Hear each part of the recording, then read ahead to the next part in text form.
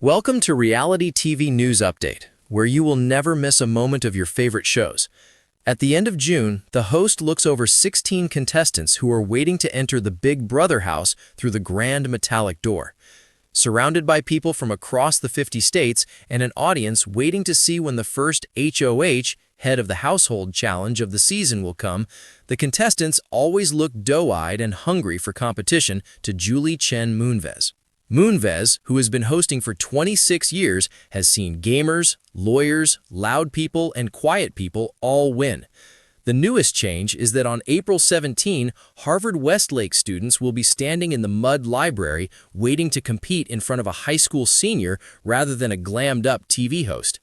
While they do this, the Big Brother set will be quietly sitting at CBS lot only about 1.5 miles away. Big Brother is a CBS reality series in which around 16 house guests live together in one house for about 80 to 100 days each summer.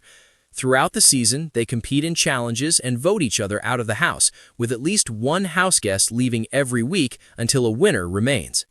Baron Leinekens, 26, a member of the Student Library Advisory Committee, has been a Big Brother fan for a long time and wants to organize a one-of-a-kind event for the Harvard Westlake student body.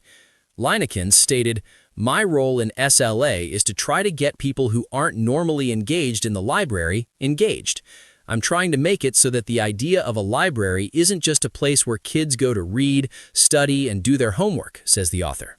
Only 10% of Harvard Westlake students were aware of what SLA stood for and what the committee does on a daily basis, according to a survey. Kieran Amin, 28, one of the contestants, is a member of this majority, but that does not prevent him from participating in the SLA event. "I'm a huge fan of reality television, and it's something I watch all the time," Amin said. "I've always been really interested in applying for it later on in my life, so this seemed like a really cool opportunity to do something similar now." Amin is an avid fan of Survivor, another CBS reality game show, but doesn't know much about Big Brother. After reading up on Big Brother's rules, Amin not only sees the similarities between the two games, but also likes how competitive the game appears to be. Amin added, "I also really like competition-based games that test your social and strategic skills. I think it's a really important test to see how well you do at those skills, which are really important for life," the instructor remarked. American television personality Julie Chen Moonves, a former Harvard Westlake parent, has hosted Big Brother since its debut in 2000. Moonves has watched the show develop for 26 years and is aware of the most common mistakes to avoid when playing the game. Her most obvious flaw is that she is an overly talkative player. Moonves stated, "It's a small house. There's not much to do. There aren't challenges every hour. It goes back around. It's analogous to the expression, 'loose lips sink ships.'" Derek Levasseur was a private detective and one of the greatest players to ever play and win. As a result, he was aware to keep his mouth shut, and he persevered to the end. So much of a person's success in this game is determined by their ability to lie. They have to master countless skills to win this cutthroat game, but none are as crucial as skirting the truth constantly to ensure their safety while working to get others evicted, Joel Medina writes in a 2024 Collider article about the typical atmosphere of the Big Brother house. However, Moonves says she would take on a different approach if given the chance. "I'm a journalist at heart, so maybe I should play the opposite of what they expect. But I think I would play truthful. I might be a little bit boring because I don't really want to be paranoid or stressed out all the time." So, as the doors to Mudd Library open this April, Harvard Westlake students won't just be stepping into a competition, they'll be stepping into a social experiment that tests strategy, trust, and self-awareness. For 2 days, the library will transform into something entirely new, bringing new faces and new perspectives to a common place. Rafi had always been known as the Big Brother, not just to his 2 younger siblings, but to half the neighborhood. If a kite got stuck, if homework got confusing, if someone needed courage before a school debate, Rafi was the one they called. So, when the announcement for the SLA competition came, it felt like it had his name written all over it. The district's most prestigious competition was the Student Leadership and Achievement Challenge, or SLA. It wasn't just about grades. It put leadership, teamwork, problem-solving, and the capacity to motivate others to action to the test. Recognition, scholarships, and a bright future were part of winning it. But for Rafi, it meant something simpler, proving that being a big brother wasn't just a role, it was a skill. Everyone was surprised when a challenge kicked off the competition. "Form a team," the judge said. "You cannot win SLA alone." Rafi took a look around. The top students quickly grouped together, the debate champions, the math geniuses, the science prodigies. The majority of teams were formed within minutes. Rafi noticed 3 students standing awkwardly at the edge of the hall. Armin, quiet, always scribbling in a notebook. Lamia, nervous, known for failing presentations. Nabil, energetic but constantly in trouble for not following rules. Most people avoided them. Rafi walked straight towards them. "Want to team up?" he inquired. They appeared shocked. "With us?" Lamia inquired. Rafi smiled. "Yeah, I think we might be exactly what this competition needs." The first round required you to solve problems. Each team was given a real-world issue. Design a plan to improve waste management in your community. Other teams immediately started arguing over strategies, assigning roles, and rushing into complex plans. Rafi did something different. He said, "Let's talk first." Nabil sighed. "Talking won't win us points." Rafi replied calmly, "It might, if we listen properly." He turned to Armin. "You've been composing. What are your thoughts?" Armin paused before speaking softly. "People don't separate waste because they don't understand how." Rafi nodded. "Good. Lamia?" "I think people need motivation," she said quietly. "Maybe rewards?" Rafi turned to Nabil. "And you?"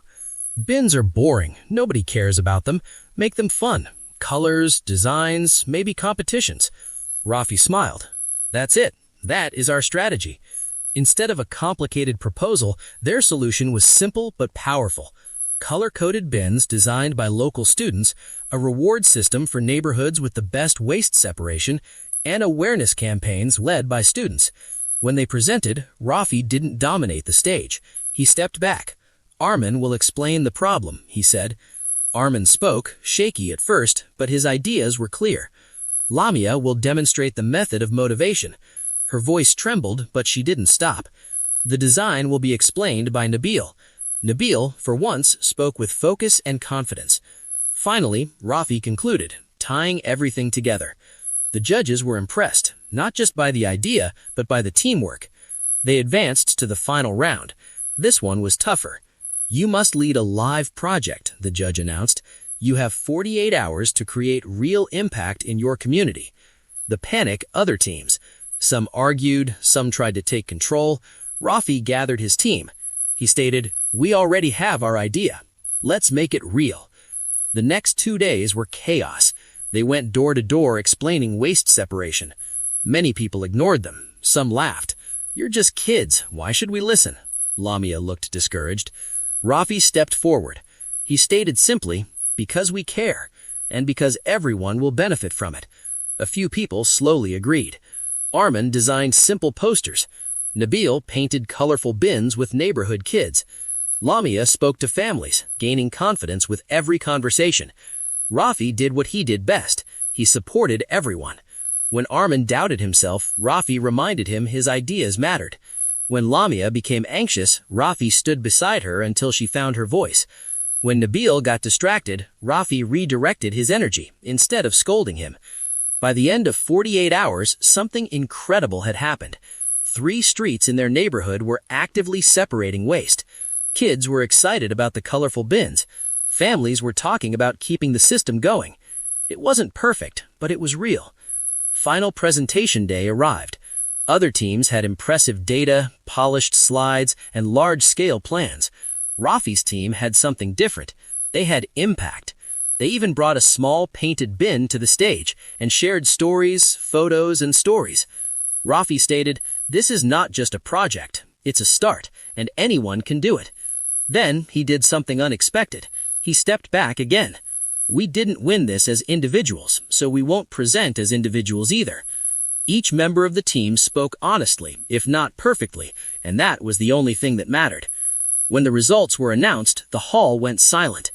In first place, Team Rafi. Cheers erupted. In disbelief, Lamia covered her mouth. For the first time in days, Armin smiled. Nabil shot into the air. Rafi just stood there. First rule of taking it being in. a big brother, according to Samuel, was simple. Never let them see you panic. That rule became very important the day the SLAC competition was announced. SLAC, Student Leadership and Achievement Challenge, was the kind of competition that turned ordinary students into legends. There was more to it than intelligence.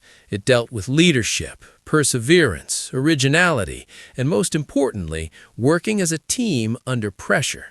Samuel had no intention to join, but his younger brother, Ryan, had already signed him up. "You're good at this stuff," Ryan said, grinning, "and you always claim to be able to handle anything." Samuel raised an eyebrow. "I say that to calm you down." "Well, now you actually have to prove it," Ryan replied.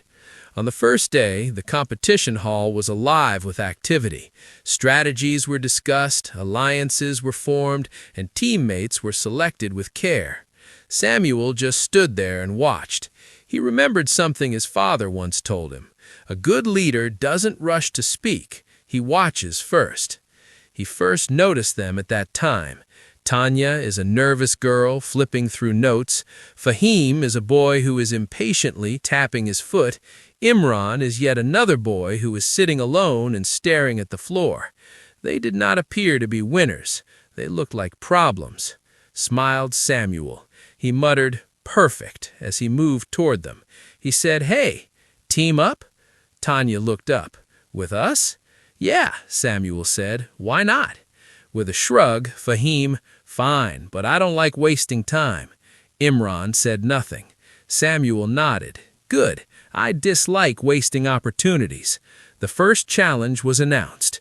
Create a solution to reduce school dropout rates in your community. Groans echoed across the room. Some teams immediately started arguing over leadership. Others began writing complex plans. Samuel took no action.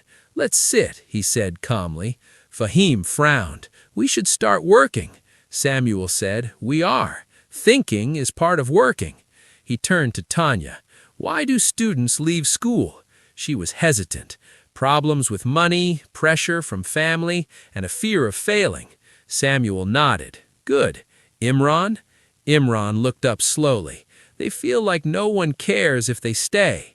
The group went silent. Leaning forward, Samuel, "That's important."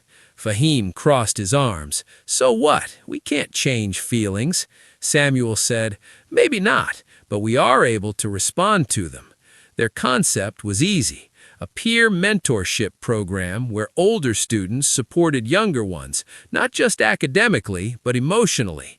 Regular check-ins, community support groups, improvement and attendance recognition. When it was time to present, Samuel surprised his team.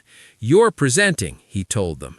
Tanya's eyes grew wider. "I have trouble speaking in front of everyone." Samuel said gently, "You can, and I'll be right there." Fahim scoffed. "Why don't you?" Samuel responded, "Because leadership isn't about being the loudest. It's about ensuring that everybody is heard." Imran looked uncertain. "What if we mess up?" Samuel smiled. "Then we learn. However, I doubt you will." They didn't mess up. Tanya spoke with nervous courage. Fahim gave a clear explanation of the structure. Imran shared the emotional insight that made the judges pause. Samuel only stepped in at the end, connecting everything together. They advanced. The next round was tougher. The judge said, "You have 24 hours to implement a small-scale version of your idea." The harsh reality hit. It was one thing to propose an idea. It was another to make it work. They began going to schools nearby. Some teachers dismissed them.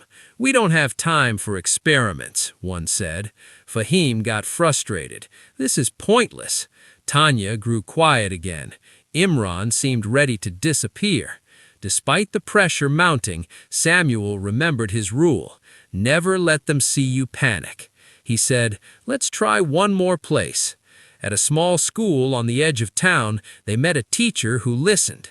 She replied, "All right, you could try, but only with a few students." That was all they needed. They gathered a small group. Tanya spoke to the younger students. Fahim organized activities. Imran sat with one boy who hadn't spoken all day and slowly got him to open up. Samuel observed, not controlling, not commanding, merely advising. By the end of the day, something shifted. The younger students smiled more. They participated. They listened. It wasn't a miracle, but it was real. Fahim leaned back at their workspace once more.